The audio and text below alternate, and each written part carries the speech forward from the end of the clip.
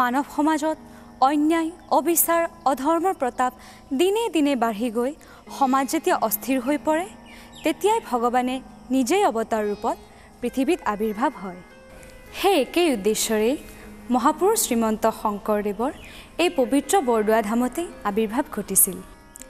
উৰণ, বুৰণ, গজন, ভ্ৰমণ এই চাৰিমুঠি জীৱৰ মুক্তিৰ বাবেই ভগৱান শ্ৰীকৃষ্ণই অৱতাৰ ৰূপে পৃথিৱীত আৱিৰ্ভাৱ হয়।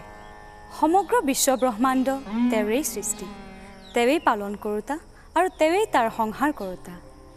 সাম্প্ৰতিক সময়ত যান্ত্ৰিকতাময় পৰিৱেশে চাৰিওফালে আৱৰি ধৰিছে।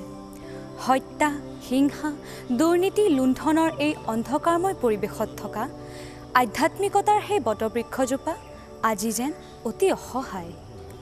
আমি সকলোৱে আমাৰ শিশুসকলৰ বাবে এক সোণালী ভৱিষ্যত কামনা কৰোঁ আৰু সেই সোণালী ভৱিষ্যতৰ বাবে প্ৰয়োজন সুস্থ পৰিৱেশ আৰু আধ্যাত্মিক চিন্তা চৰ্চা।